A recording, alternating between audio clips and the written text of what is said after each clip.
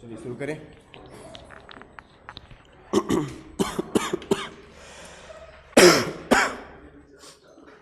कल कहाँ तक पढ़े थे?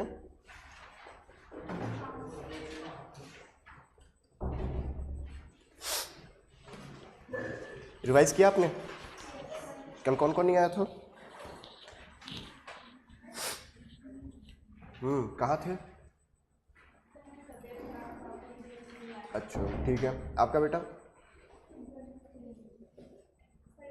इंटरनल दे रहे थे। इंटरनल, चलो।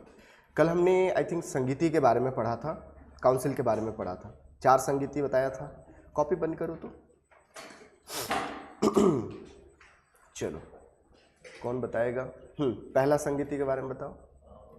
अच्छा चलो मैं स्पेसिफिक क्वेश्चन पूछते जाता हूँ। कब हुआ था? कहाँ पे हुआ था? बैठे बैठे बैठे बैठे बैठे। किसने किया था? संरक्षक कौन था? राजा कौन था? अध्यक्ष कौन था? महत्वपूर्ण काम?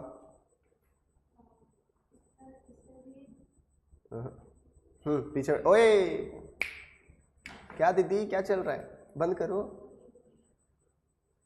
हाँ बोलो, क्या महत्वपूर्ण काम हुआ था? आज अच्छा दिख रहा हूँ क्या? ऐसे घूरो मत यार, बताओ। हाँ अच्छा, आप तो नहीं ऐसे पीछे। हाँ हाँ उधर।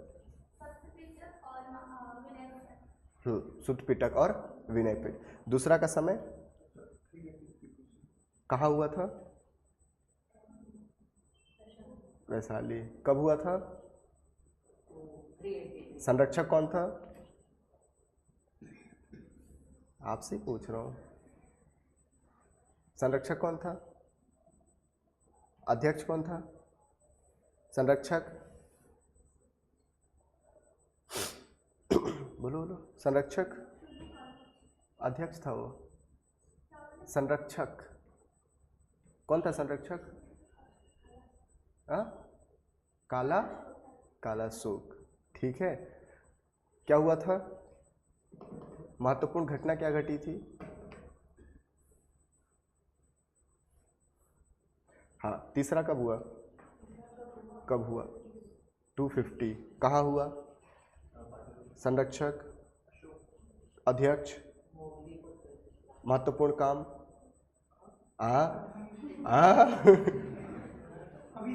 अभिधम पिटक। चौथा कब हुआ? 200 ACBC। कब हुआ? नहीं पता। कब हुआ? First century. कहाँ हुआ? कब हुआ, कहाँ हुआ, कैसे हुआ? हाँ बोलो, कहाँ हुआ? कश्मीर। या तो जगह का नाम बताओ। हाँ आप बताओ। कुंडल ग्राम। संरक्षक कौन था? नहीं पता। संरक्षक नहीं। संरक्षक, अच्छा आप तो आ ही नहीं थे। संरक्षक, अरे कुछ बताएगा? कुछ नहीं पता। उधर कनिष्क। अध्यक्ष, तुमसे ही पूछ रहा हूं।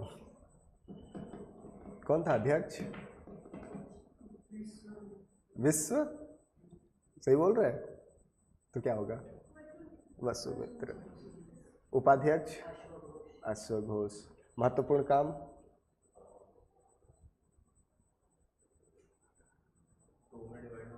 दो मिनट।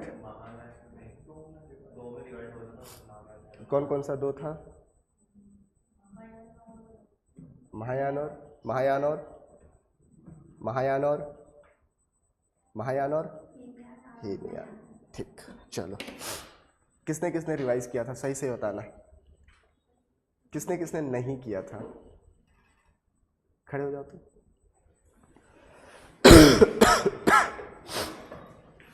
क्यों बेटा?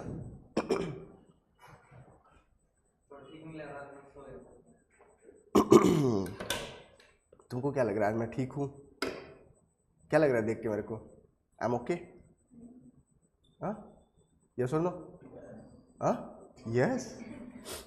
मैं इतने कम एनर्जी में कभी दिखता हूँ? कभी दिखता हूँ? हाँ, आवाज़ डाउन है ना, हालत ख़राब है पूरा अंदर से, बट मैं अपना काम करने आ रहा हूँ ना, क्योंकि ये मेरी ड्यूटी है। तो आपकी ड्यूटी क्या है? पढ़ना। ठीक है, 15 मिनट लगते हैं रिवाइज करने में। ठीक है, बैठ जाओ आप बेटा।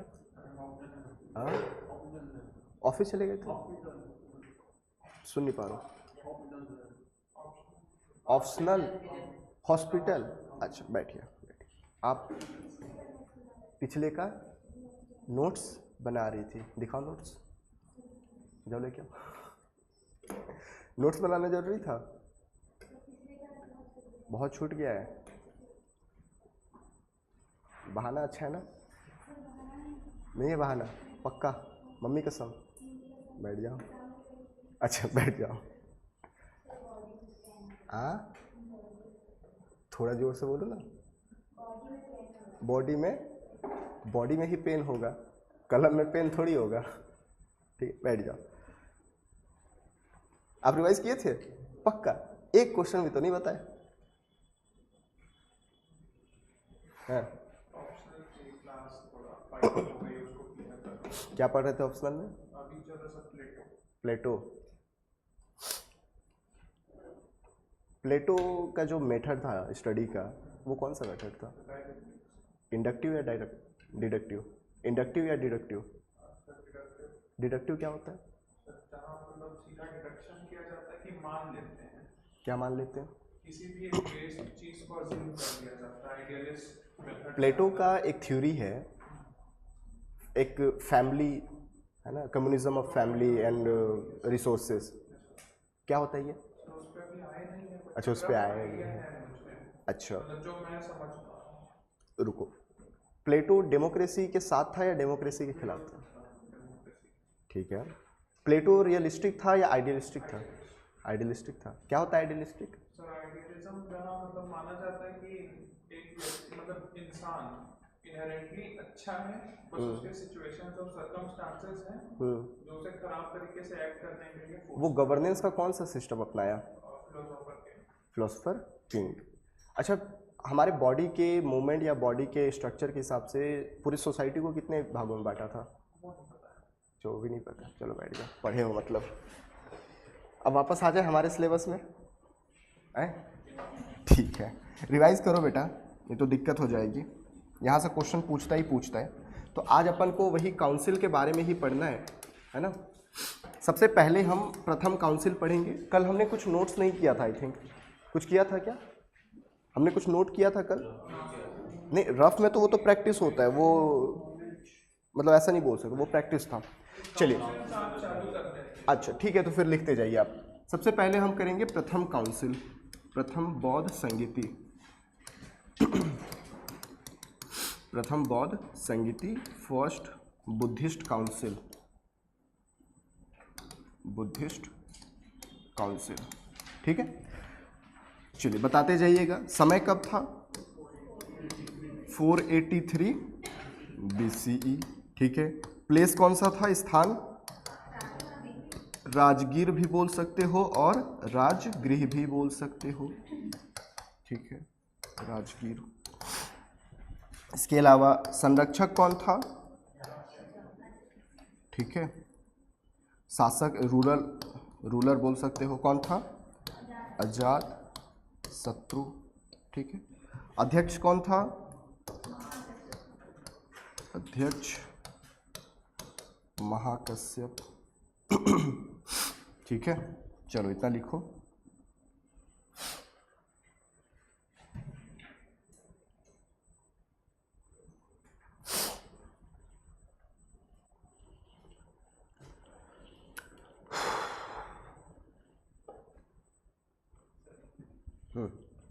लिखिए, फिर आगे चलते हैं।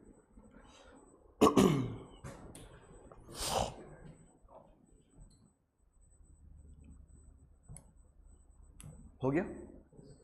अच्छा, मान के चलो खुदा ना खास्ते कल के दिन मैं मर जाता हूँ। ठीक है, कल मेरी क्या हो गई? मृत्यु हो गई। आप हिस्ट्री आगे किससे पढ़ोगे? कोई नया टीचर मत ले आना तुरंत, थोड़ा तो शोक मनाओगे यार, 1 आध 2 महीने। है ना, नहीं तो पता चला कि कोई बोल रहा है सर आपसे क्या मतलब है, कोई दूसरा टीचर आके पढ़ाएगा। ऐसे ही हुआ सिद्धार्थ गौतम के साथ। सिद्धार्थ गौतम भी एक अलग ही मोरल वैल्यू दे रहे थे, वो स्टडी करवा रहे थे, और अचानक जब उनकी मृत्यु कैसा खबर, क्योंकि भगवान को पता रहता है कि मैं कल निपटने वाला हूँ, है ना, तो उनके बहुत ही महत्वपूर्ण, बहुत ही क्लोज जो थे, वो सबसे क्लोज था आनंद। उनका चचेरा मौसेरी भाई भी था, मतलब गौतमी बालाश्री का बेटा था और बहुत अच्छा शिष्य था। और बाकी भी शिष्य थे, महाकश्यप हो गए, उपाली हो गए, सब बैठे हुए थे ऐसे। और उन्होंने पूछा कि बुद्ध आपके जाने के बाद हमारा टीचर कौन होगा, है ना, कि विशाल सर के जाने के बाद नया टीचर कौन होगा, तो आएगा भाई कोई, ठीक है, तो बुद्ध के जाने के बाद नया टीचर कौन होगा, इस धर्म को आगे कौन बढ़ाएगा। तो बुद्ध कहते हैं आत्मदीपो भव, ये एक लास्ट उनका वर्ड था, और उसके बाद उनका देहांत हो गया, महापरिनिर्वाण हो गया। अब आत्मदीपो भव का मतलब आप अलग अलग निकाल सकते हो। जैसे एक तबका ये मतलब निकालेगा कि आप अपने रास्ते के लिए खुद टीचर बनो और आप अपने रास्ते पे चलते रहो, मैंने सिखा दिया, अब अपना खुद देख लो। दूसरा ये कि मैंने जितना सिखाया उसी को आप गांठ बांध लो और उसको आगे लेके चलते रहो, मेरी टीचिंग को। तो ये दो मतलब निकल सकते हैं। सेम वैसे ही जब 483 में उनकी मृत्यु हुई, सो सबसे पहला काउंसिल बुलाया गया, प्रथम बौद्ध संगीति, और इसी समय दो ग्रंथ लिखे गए। इस एक का नाम है सुत्त पिटक और दूसरे का नाम है विनय पिटक। विनय पिटक, क्या नाम है बेटा? सुत्त पिटक और विनय पिटक। एक तबका, एक ग्रुप जो ये मानता था कि नहीं, बुद्ध ने जो कहा है वही सत्य है, हम इसमें कोई बदलाव नहीं कर सकते, बुद्ध ने जितना कहा है हम उसी को लेके आगे चलेंगे। तो बुद्ध की जितनी टीचिंग थी उसको सुत्त पिटक में लिख दिया गया। बुद्ध की जितनी टीचिंग थी उन सबको हमने कहाँ पे लिख दिया? सुत्त पिटक में लिख दिया। और ये जो सुत्त पिटक है, इसको लिखने या कंपाइल करने का काम जो है वो आनंद ने किया था, ठीक है। तो सुत्त पिटक क्या है? Compilation of each and every teaching of Buddha. Buddha के सारे नॉलेज, सारे टीचिंग, सारे अध्याय को सुत्त पिटक में कंपाइल कर दिया गया, संकलित कर दिया गया। अब आते हैं विनय पिटक। कल आपको याद होगा हमने संघ के बारे में देखा था, याद है आपको? संघ में कौन रहता था बेटा? भिक्षु, भिक्षुणी और उपासक, उपासिका। तो संघ में रहने के कुछ ना कुछ रूल्स होंगे, नियम कानून होंगे। तो संघ में रहने के जो नियम कानून है, इसी को विनय पिटक कहा गया, और इसको कंपाइल करने का काम जो है वो उपाली करते हैं। बात समझ में आ रही है? तो जैसे ही प्रथम बौद्ध संगीति हुआ, यही महत्वपूर्ण काम किए गए। एक सुत्त पिटक ग्रंथ लिखा गया और दूसरा विनय पिटक ग्रंथ लिखा गया, दोनों पाली भाषा में है। सुत्त पिटक को कंपाइल करने का काम आनंद करते हैं, वहीं पे विनय पिटक को कंपाइल करने का काम उपाली करते हैं। सुत्त पिटक में बुद्ध के जितनी भी टीचिंग थी, बुद्ध के जितने भी ज्ञान थे, उन सब को एक जगह कंपाइल कर दिया गया। और संघ में रहने के जो नियम कानून हुआ करते थे उसको लिखा गया विनय पिटक में। Is it clear? यहां तक समझ में आ गया? लिख लीजिए, इसको लिख लोगे अपने लैंग्वेज में? लिखिए।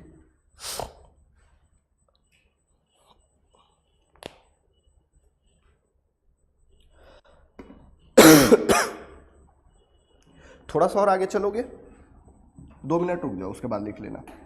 अब सुत्त पिटक जो है ये किताब है ना, आप लोगों ने अगर देखा होगा पीडीएफ, तो उसमें एक किताब का नाम है सुत्त पिटक। सुत्त पिटक का जो अध्याय है बेटा, अध्याय को हम कहते हैं निकाय। क्या कहते हैं? निकाय। तो इसके लगभग 4-5 निकाय महत्वपूर्ण है, जैसे अंगुत्तर निकाय, है ना, मध्यम निकाय, मध्यम निकाय, खुद्दक निकाय, खुद्दक निकाय। तो ये निकाय भी कई बार पूछ लेता है, तो याद रहना चाहिए, अंगुत्तर निकाय, मध्यम निकाय, खुद्दक निकाय। इस तरीके से आपका एक दिग्घ निकाय भी है, दिग्घ निकाय भी लिख सकते हो, दिग्घ निकाय। तो ये 4 निकाय आपको पता होना चाहिए। सर निकाय क्या है? तो सुत्त पिटक एक किताब है, उस किताब के जो अध्याय है, अध्याय को ही निकाय कहा जाता है। ऐसे हमारे पास 4 महत्वपूर्ण निकाय है, अंगुत्तर निकाय, मध्यम निकाय, खुद्दक निकाय और दिग्घ निकाय। क्लियर है? अब इतना नोट डाउन करिए। हाँ, ये सब एक ही साथ संयुक्त हो जाएगा, इसी को संयुक्त निकाय कहते हैं, सबको एक साथ मिला के संयुक्त निकाय कहते हैं। लिख लोगे तो बताना। आप लिख लिए? लिखा हुआ है पहला चैप्टर में, फिर से लिख लो यहाँ पे। वो ऐसा मान के चलो ना कि मैंने सबको एक जगह कंपाइल कर दिया है, अब चैप्टर वाइज हमको पढ़ते चलना है। हाँ बेटा, किसमें? फॉर संघ, संघ नॉट विहार, संघ ही लिखना है। संघ में भिक्षुओं के रहने के लिए जो नियम कानून होते थे उसको विनय पिटक में कंपाइल किया गया। Rules and regulation of monk are compiled into या कंपाइल्ड इन विनय पिटक। हाँ बेटा, मध्यम, मध्यम निकाय, अंगुत्तर निकाय, मध्यम निकाय, खुद्दक निकाय, दिग्घ निकाय। खुद्दक,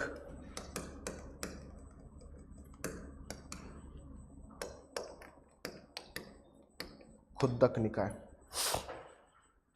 हु आधा द पूरा द क। हो जाए तो बताएंगे, ठीक है। आप ट्राई करिए कि क्लास में आपको सब कुछ याद होते चले, ठीक है। 4 निकाय है, 2 पीटक है, 1 पीटक बचा है जो आगे कंपाइल होगा। हाँ जी, हाँ लिख लीजिए।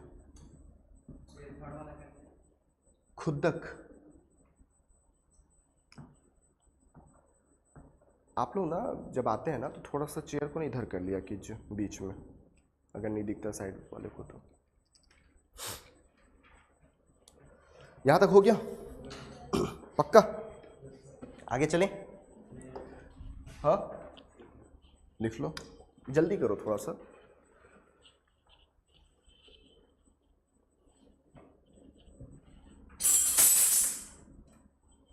चलें?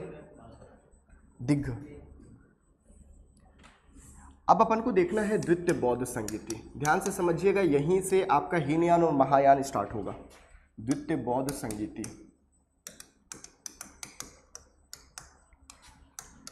Second Buddhist council. Basic detail साथ में लिख लीजिए। कब हुआ था? 383 BCE में। स्थान क्या था? प्लेस वैशाली, ठीक है। संरक्षक कौन था? काला, ऐसे मत बोलो यार, हम भी काले हैं, काला शोक। अध्यक्ष कौन था बेटा? सुबुकामी, सबकामी भी बोला जाता है,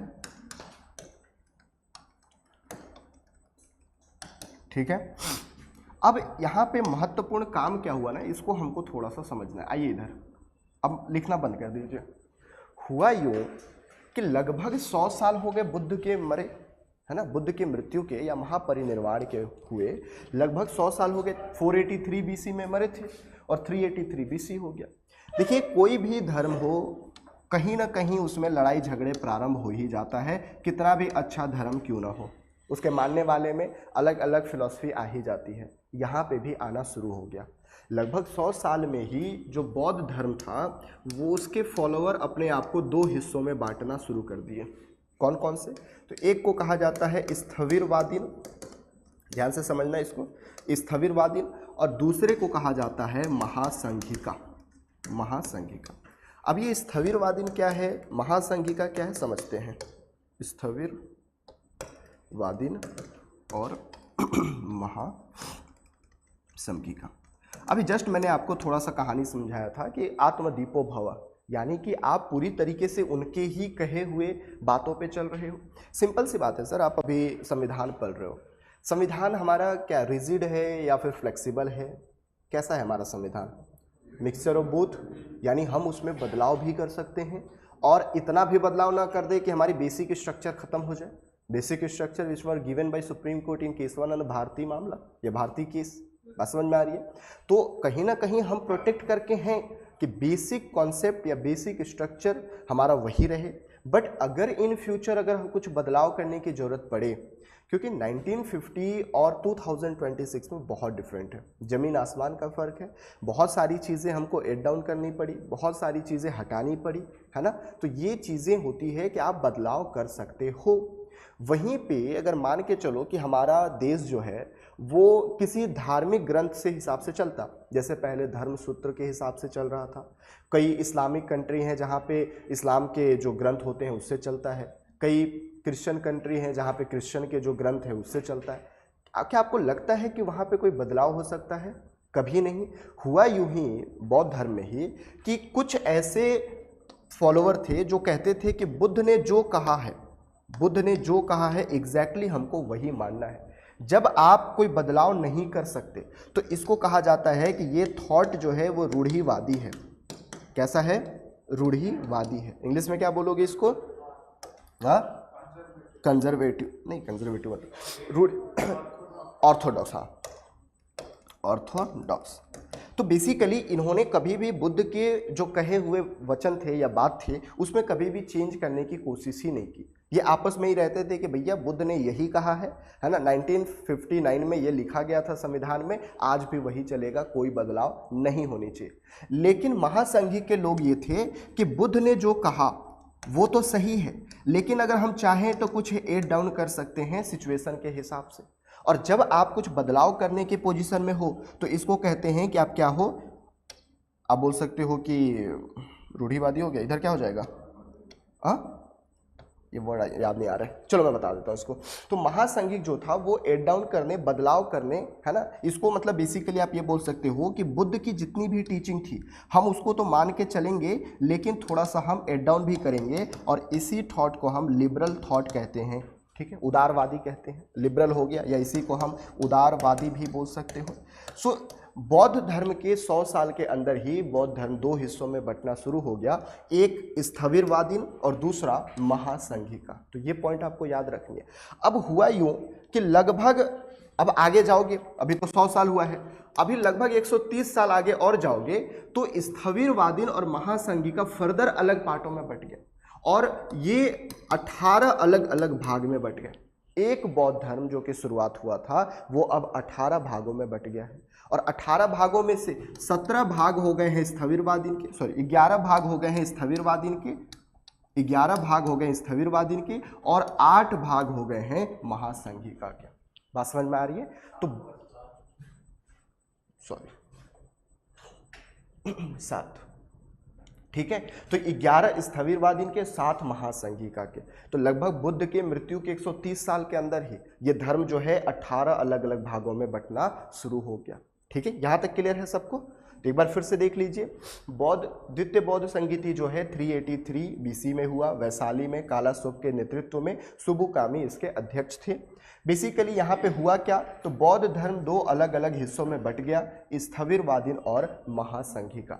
स्थविरवादीन ऐसे थे जो कि बुद्ध के टीचिंग को ही ओरिजिनल मानते थे, ये कोई भी एड डाउन करना नहीं चाहते थे, ऐसे लोगों को रूढ़िवादी या ऑर्थोडॉक्स कहा गया।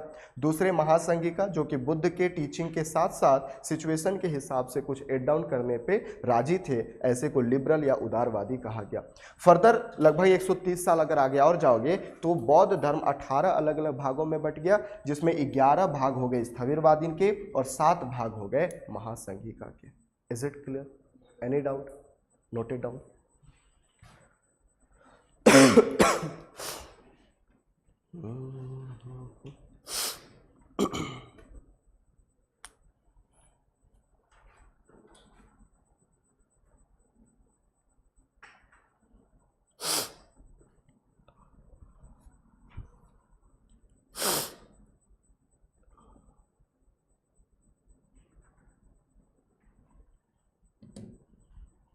लिख रहे हो? आराम से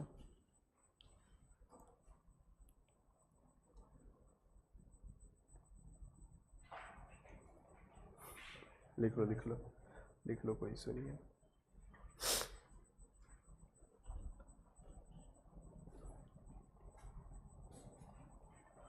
ये बाद में हुए हैं, स्टार्टिंग में तो सिर्फ यही दोनों थे, बाद में इसके 18 ब्रांच हो गए। स्थविरवादीन में भी अलग से 11 ब्रांच हो गए। आप कॉपी में नहीं लिख रहे हो क्या बेटा? अच्छा, अलग से फेयर करते हो, गुड।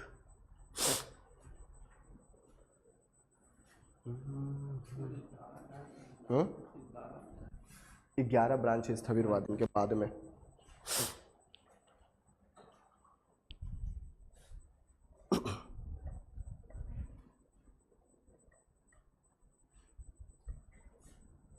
बन रहा है ना लिखते, कि डिक्टेट करके लिखवा दूं?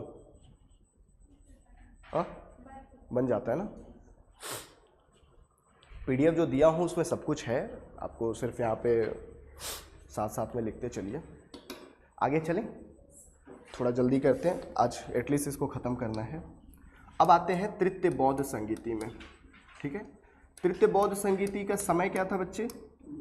250, कई किताबों में 251 भी दिया रहता है, कंफ्यूज नहीं होंगे। दूसरा है कि ये कहाँ हुआ था, स्थान क्या था?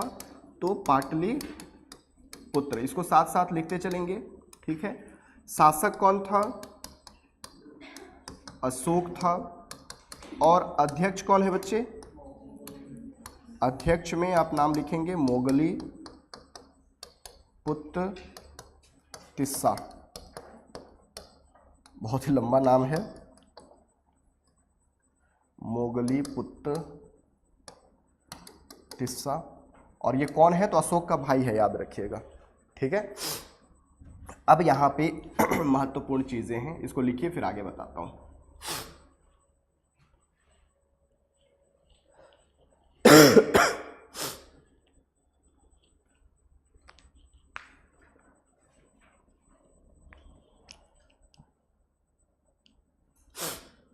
हो गया यहाँ तक? ठीक है। अब ध्यान से समझिएगा कि यहाँ पे हुआ क्या है एक्चुअल में। देखिए, अभी जस्ट मैंने आपको बताया कि बुद्धिज्म के 2 ब्रांच आ चुके हैं, एक स्थविरवादीन और दूसरा महासंघिका, ठीक है। Over a period of time Buddhism के लगभग 18 अलग अलग ब्रांच हो गए, जिसमें स्थविरवादीन के 11 ब्रांच हो गए और महासंघिका के 7 ब्रांच हो गए। लड़ाई होगी कि नहीं होगी? सोचो, आप लोग 18 लोग हो, ये 11 स्थविरवादीन मानने वाले, स्थविरवादीन में भी अलग अलग, ये बोल रही है कुछ और, वो बोल रही है कुछ और, है ना। तो जनता आपस में बटेगी कि नहीं, लड़ाई झगड़े होंगे कि नहीं? बुद्ध के जो ओरिजिनल टीचिंग था वो तो भैया कितना मैनिपुलेट हो गया है ना, कितना बदलाव हो गए। सो इसी समय तीसरा बौद्ध संगीति कराया अशोक ने, और अशोक ने बोला देख बेटा, कोई भी रिलीजन, आप ध्यान रखिएगा, जब तक शासक का आपके ऊपर संरक्षक नहीं है तब तक वो रिलीजन नहीं चल सकता। अशोक बोलता है तुम्हारी ना बकैती बहुत हो गई, ठीक है, तुम औकात में आ जाओ, ठीक, तुम जितने लड़ाई झगड़े कर रहे हो कोई नहीं मतलब है। स्थविरवादीन में एक ब्रांच था, 11 में एक लिख रहा हूँ, 11 याद रखने की जरूरत नहीं है। एक का नाम है थेरवद। क्या है? थेरवद। ये स्थविरवादीन का एक ब्रांच है। बोला कि देख बाबू, थेरवद ना ओरिजिनल है, तुम सब निकलो यहाँ से। इनको और इसके 10, यानी कि टोटल 18 में 17 लोगों को भाव ही नहीं दिया अशोक। और जब अशोक भाव नहीं दे रहा है तो आपको क्या लगता है कि आप अशोक के शासनकाल में प्रचार प्रसार कर पाओगे? नहीं। तो ये बाकी लोग जो थे, ये महासंघिका लोग जो थे, वो चले गए कहाँ? दक्षिण भारत में। धान्य कटक, अमरीकोटा, ये सब आप लोग नाम सुने होंगे। तो दक्षिण भारत में जो बौद्ध धर्म गया उसके पीछे का कारण यही था, क्योंकि बहुत ज़्यादा इसमें कन्वर्जन हो चुका था, बहुत ज़्यादा ब्रांचेस बन चुके थे। और जब अशोक ने कहा कि स्थविरवादीन का एक ब्रांच है थेरवद, मैं इसको ओरिजिनल मानता हूँ और बाकी सब जो है वो डुप्लीकेट है, इसका कोई यहाँ पे मायने नहीं है, तो इनको जब संरक्षण नहीं मिलने लगा तो ये सब दक्षिण भारत चले गए। जैसे आपको 1-2 नाम याद रहना चाहिए, धान्य कटक हो गया, अमरावती हो गया, ठीक है। तो ये एटसेट्रा जगहों पे इन लोग जाके बसना शुरू कर दिए। Is it clear? दूसरी मोस्ट इंपॉर्टेंट चीज, ये तो पहला हुआ। दूसरा जो है, 3 पिटक में से जो तीसरा पिटक था धम्म पिटक, इसका कंपाइलेशन इसी समय किया गया, कंपाइलेशन किया। धम्म पिटक क्या है? तो ये फिलोसॉफिकल आइडिया है, फिलोसॉफिकल आइडिया है, आइडिया ऑफ किसका? तो ये बुद्धिज्म का, यानी बुद्धिज्म का दार्शनिक व्यू है। दर्शन अलग होता है, आप जो कह दिए वो तो आम बातें हैं, लेकिन दर्शन में उसी का मायने बदल जाता है। तो दार्शनिक चीजें लिखने का काम किया गया धम्म पीटक, सॉरी ये अभिधम्म पीटक हो जाएगा, अभिधम्म पीटक। तो पहला पीटक सुत्त पीटक, दूसरा पीटक विनय पीटक पहले कंपाइल हो गया था। तीसरा पीटक जो है अभिधम्म पीटक, ये अशोक के टाइम पीरियड पे कंपाइल होना शुरू हो गया। तो ये तो दो काम हुए। अब तीसरा महत्वपूर्ण काम जो है वो होता है अशोक के टाइम पीरियड पे। जैसे ही इसने बौद्ध धर्म अपनाया और संगीति कंप्लीट हो गई, अब इसने इसका प्रचार करना शुरू कर दिया, प्रचार करना शुरू कर दिया। आज आप देखोगे कि बौद्ध धर्म दुनिया से बाहर, भारत से बाहर अगर गई है तो उसके पीछे का कारण जो है वो अशोक ही है। सबसे पहले इसने अपने बेटे महेंद्र और इसकी बेटी थी संघमित्रा, संघमित्रा, इन दोनों को इसने श्रीलंका भेज दिया कि तुम श्रीलंका जाओ। और श्रीलंका जब ये गए तो अपने साथ बोधि वृक्ष लेके गए। ये बोधि वृक्ष क्या है? वही वृक्ष है जहाँ पे बुद्ध को ज्ञान की प्राप्ति हुई थी, पीपल का पेड़, उसी को बोधि वृक्ष कहा जाता है। ये पॉइंट आपको याद रखना है, बोधि। तो इसको साथ लेके गए कहाँ पे? श्रीलंका में। आपको याद होना चाहिए कि आगे हम पढ़ेंगे शशांक गौड़ के बारे में। एक गौड़ शासक था बंगाल बिहार का।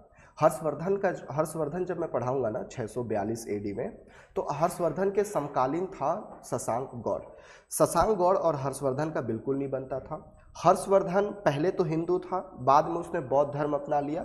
तो उससे जलन होने के कारण, दुश्मनी होने के कारण, क्योंकि शशांक गौड़ जो था वो शैव धर्म को मानता था, शैविज्म का फॉलोअर था, शंकर भगवान का पुजारी था। तो उसने बोधि वृक्ष को कटवा दिया था। तो सोचो कि अगर अशोक ने बोधि वृक्ष, ओरिजिनल बोधि वृक्ष को श्रीलंका नहीं भेजा होता तो आज भारत से बोधि वृक्ष खत्म हो जाता। तो जब कटवाया तो वापस फिर श्रीलंका से हमने मंगवाया बोधि वृक्ष। बात समझ में आ रही है? तो ये कंट्रीब्यूशन है अशोक का हमारे बौद्ध धर्म के लिए। ये पॉइंट आपको याद होनी चाहिए। ये तीन चीज़ें एक बार फिर मैं रिवाइज करवा देता हूँ ताकि आपको समझ में आ जाए। तृतीय बौद्ध संगीति 250 बीसी में हुआ पाटलिपुत्र में, अशोक के संरक्षण में। अध्यक्ष था मुगलीपुत्र तिस्सा जो कि अशोक का ही भाई था। पहला काम ये हुआ कि बौद्ध धर्म में जो इतने सारे विभिन्नताएं थे, 18 ब्रांच में बट गया था, अशोक ने स्थविरवादीन के एक ब्रांच थेरवद को ओरिजिनल माना और इसी का प्रचार प्रसार करना शुरू कर दिया।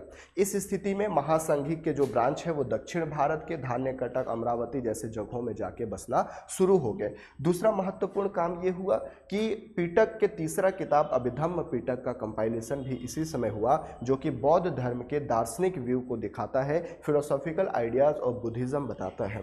तीसरा काम, इसने प्रचार करना शुरू किया। प्रचार कहाँ कहाँ किया? तो श्रीलंका में प्रचार किया, मध्य एशिया में प्रचार किया, इसके अलावा साउथ ईस्ट एशिया में प्रचार किया, थाईलैंड वगैरह, म्यांमार वगैरह यहाँ जो फैलाने का काम किया है वो अशोक ने ही किया है। मतलब भारत के अलग अलग जगहों पे इसने क्या भेजा? तो अपना प्रचारक भेजा है। इसके लिए एक डिपार्टमेंट बनाया गया था, उस डिपार्टमेंट का नाम है धम्म महामात्र। ये धम्म महामात्र का काम था कि ये सबको फैलाने का काम करना है। इसके बेटे महेंद्र और बेटी संघमित्रा को इसने श्रीलंका भेजा था, जहाँ पे बोधि वृक्ष को साथ लेके गए थे। आई होप समझ में आ गया होगा। ठीक है, अब यहाँ तक लिख लीजिए। क्या इम्पोर्टेंस क्या था? इम्पोर्टेंस ये है कि उसी के नीचे भगवान बुद्ध को ज्ञान की प्राप्ति हुई थी। रियल वाला तो पूरा उठा के नहीं, जैसे उसका तना काट के ले गए है ना वहाँ लगाने के लिए। जैसे आज होता है ना कलम जानते हो आप लोग, कि किसी पौधे का कलम काट के जाके लगा देते हैं, उस हिसाब से, उस तरीके से। पूरा पेड़ को उठा के नहीं ले गए थे, वो पॉसिबल भी नहीं था।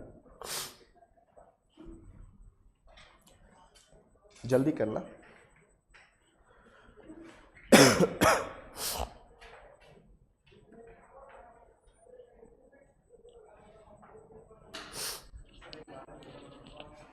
क्या चीज?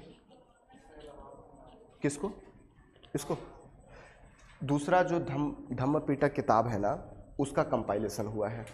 ठीक है, प्रचार करा, बेटा को महेंद्र और बेटी संघमित्रा को श्रीलंका भेजा, बोधि वृक्ष साथ लेके गया था, एक डिपार्टमेंट बनाया धम्म महामात्र। इनका काम था देश के अलग अलग हिस्सों में बौद्ध धर्म को फैलाना। ठीक है, हो गया।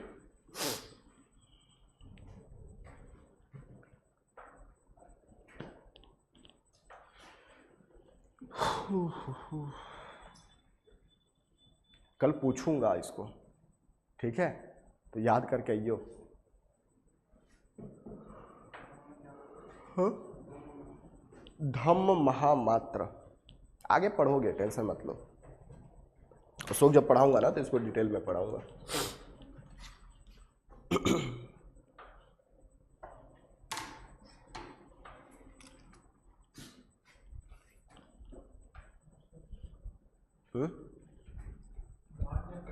धान्य कटक, धान्य कटक, धरनी कोटा, अलग अलग नाम है, आप जितना भी नाम लिखना चाहो। धरनी कोटा भी एक जगह है, धरनी कोटा, अमरावती। धान्य कटक एक बार यूपीएससी पूछा हुआ, आई थिंक 2019 या 23 में, तो ये पॉइंट याद रखिएगा, महत्वपूर्ण है।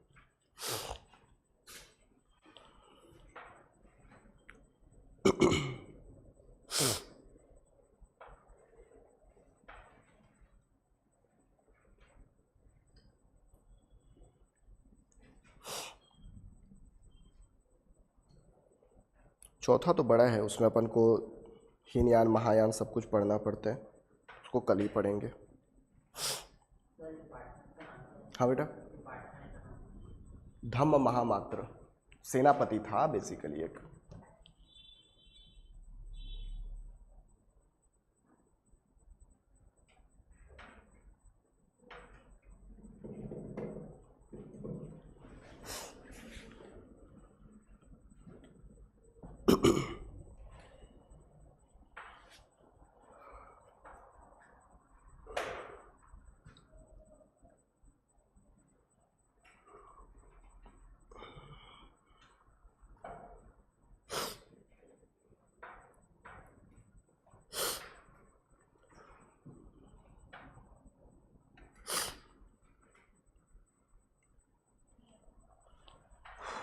हो गया, लिख लिए? हो गया सबका? चलो, तो एक बचा है, उसको कल ही पढ़ाऊंगा क्योंकि उसमें हीनयान महायान बताना है। एक बार अपन रिवाइज कर लेते हैं, कॉपी बंद कर दो, ठीक है, ध्यान से सुनो। सबसे पहले हमने प्रथम बौद्ध संगीति के बारे में पढ़ा, जो कि बुद्ध की मृत्यु के जस्ट तुरंत उसी साल किया गया, 483 BC में, है ना। राजगिरी करके जगह है जिसको आज हम पाटलिपुत्र कहते हैं या पटना कहते हो, वहीं पे किया गया अजातशत्रु के नेतृत्व में, और इस समय पे जो अध्यक्ष था वो महाकश्यप था। यहाँ पे दो महत्वपूर्ण काम किए गए कि जो भी उनकी टीचिंग थी, ओरिजिनल टीचिंग ऑफ बुद्धा, उसको हम कंपाइल कर दिए इन सूत्र पिटक, विच वॉज कंपाइल्ड बाई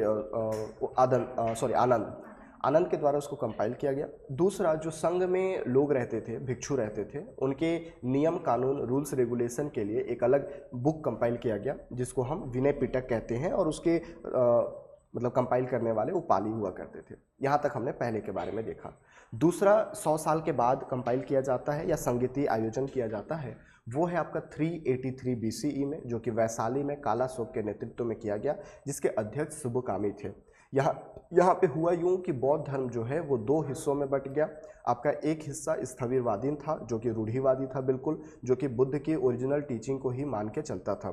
दूसरा महासंघिक थे, जो कि ये मानते थे कि बुद्ध के मरे इतना साल हो गए, हो सकता है कुछ बदलाव करने की ज़रूरत हो तो हम बदलाव कर सकते हैं। तो आगे आप देखोगे लगभग बुद्ध की मृत्यु के 130-150 साल तक तो यही बौद्ध धर्म 18 ब्रांच में बट गया, जिसमें स्थविरवादी के भी अंदर 11 ब्रांच हो गए और महासंघिक के अंदर 7 ब्रांच अलग अलग हो गए। जब तीसरा बौद्ध संगीति किया गया 250 BC में अशोक के नेतृत्व में पाटलिपुत्र में, जिसके अध्यक्ष मोगलीपुत्र तिस्स हुआ करते थे, उसी समय पे स्थविरवादी का एक ब्रांच था थेरवद। थेरवद को ओरिजिनल माना गया और बाकी सबको संरक्षण देना बंद कर दिया गया। इस स्थिति में महासंघिक के जितने भी ब्रांच थे वो दक्षिण भारत में जाना शुरू कर दिए, जैसे जगह अमरावती हो गया, धरनी कोटा हो गया, धान्य कटक हो गया, इन जगहों पर जाके वे अपना बसना शुरू कर दिए।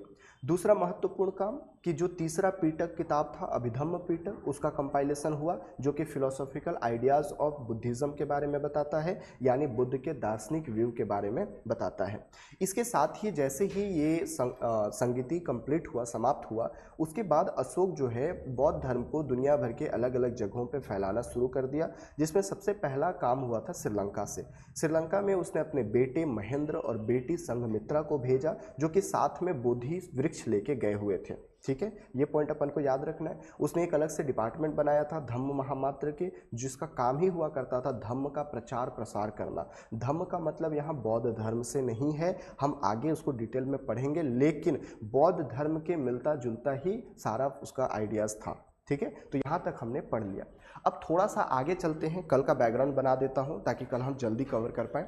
चौथा बौद्ध संगीति जो है वो पहली शताब्दी में किया गया। हालांकि इसके डेट को लेके बहुत ज़्यादा अभी कन्फ्यूज़न है, क्योंकि कनिष्क का डेट चेंज हो चुका है, बट अभी तक हमको यही याद रखना है कि 1st सेंचुरी AD में हुआ। कनिष्क ने कुंडल ग्राम, जो कि कश्मीर में एक जगह है, वहाँ पे करवाया था, और ये बहुत लंबा चला है, इसलिए इसके अध्यक्ष भी थे और उपाध्यक्ष भी थे। अध्यक्ष वसुमित्र थे और उपाध्यक्ष अश्वघोष हुआ करते थे। यहाँ पे हुआ यूँ कि ये जो स्थविरवादी और महासंघिक है ना, आप अपने दिमाग में ये डाउट मत रखना कि हीनयान और महायान कहीं अलग से पैदा हुए, ऐसा बिल्कुल नहीं है। जो पहले स्थविरवादी और महासंघिक थे वही हीनयान और महायान में बदल गए। स्थविरवादी छोटा सोच था, है ना, बहुत ही ज़्यादा छोटी सोच थी, लाइक कि हम कोई बदलाव नहीं करेंगे, रूढ़िवादिता थे। तो जो महायान के लोग थे ना, उन्हीं लोग स्थविरवादी को बोलने लगे तुम तो हीन हो यार, तुम तो हीनयान हो। हीन यानी छोटे सोच वाले, ठीक है। तो महासंघिक के लोगों ने इनको हीनयान कहना शुरू किया, और चूंकि इन लोग बहुत ज़्यादा उदार टाइप के थे, बहुत ज़्यादा लिबरल थे, तो अपने आप को इन लोग महान बोलने लगे, और यहीं से महायान बुद्धिज़्म की उत्पत्ति हुई। तो कभी ये डाउट मत रखिएगा कि सर हीनयान और महायान अलग से उत्पत्ति हुई है, नहीं, स्थविरवादी और महासंघी का ही आगे चल के हीनयान और महायान बना। हम जो मेन डिस्कस करने वाले हैं वो करने वाले मोक्ष के लिए, सैल्वेशन के लिए। अभी तक ऐसा माना जाता था स्थविरवादी के द्वारा कि इंसान अपनी मोक्ष के लिए खुद ही उत्तरदायी है। मतलब आप अगर अच्छा काम करोगे तो आपको मोक्ष की प्राप्ति होगी, आप अगर बुरा काम करोगे तो आपको मोक्ष की प्राप्ति नहीं होगी, ऐसा मानता था स्थविरवादी। महासंघिका बोलता था कि नहीं, अगर मैं बहुत अच्छा इंसान हूँ, प्रबुद्ध इंसान हूँ, इनलाइटेंड पर्सन हूँ, तो मैं अपनी अच्छाई आपको दे के आपको इनलाइटेंड कर सकता हूँ या फिर आपको मोक्ष की प्राप्ति करवा सकता हूँ। यानी कि मैं आपके मोक्ष में मदद कर सकता हूँ क्योंकि मैं लिबरल हूँ, मैं बहुत महान हूँ, ऐसा, ठीक है। तो इस तरीके से इन लोग अपने आप को महायान कहने लगे। और एक तबका था जो कि कहता था कि बेटा अच्छा काम करोगे तो खुद ही मोक्ष प्राप्त करोगे, मेरे अच्छे काम करने से आपके मोक्ष प्राप्त नहीं होगा। इन्हीं लोग हीनयान कहलाना शुरू किया। हीनयान वाले जो लोग थे वो बुद्ध को एक बस आदमी मानते थे कि भाई ये पढ़ा लिखा अच्छा समझदार इंसान है, बाकी कुछ नहीं है। महायान वाले बोलते थे नहीं, ये आदमी नहीं है, ये भगवान है। तो यहीं से मूर्ति पूजा होना शुरू हो गया, जिसमें पहला बुद्ध की ही मूर्ति बनाई गई और पूजा करना शुरू हो गया। तो ये क्वेश्चन कई बार घुमाता है कि टाइम दे देगा कि बौद्ध धर्म में मूर्ति पूजा की शुरुआत निम्न या फिर कब से हुई, और टाइम दे दिया। बेटा याद रखना 1st सेंचुरी AD से पहले मूर्ति पूजा नहीं होता था।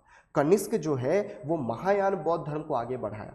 जिस प्रकार अशोक ने थेरवद को माना, उसी प्रकार से कनिष्क ने महायान बौद्ध धर्म को माना और आगे बढ़ाना शुरू हुआ। और यही कारण है कि जब हम मौर्योत्तर काल पढ़ेंगे, पोस्ट मौर्यन एज पढ़ेंगे, और जब हम कनिष्क के बारे में पढ़ेंगे तो हमें यहाँ पे मूर्ति कला पढ़ना है। मूर्ति कला में हम देखेंगे कि 3 प्रकार से मूर्तियाँ बनाई जाने लगी, गांधार प्रकार, अमरावती और मथुरा स्टाइल।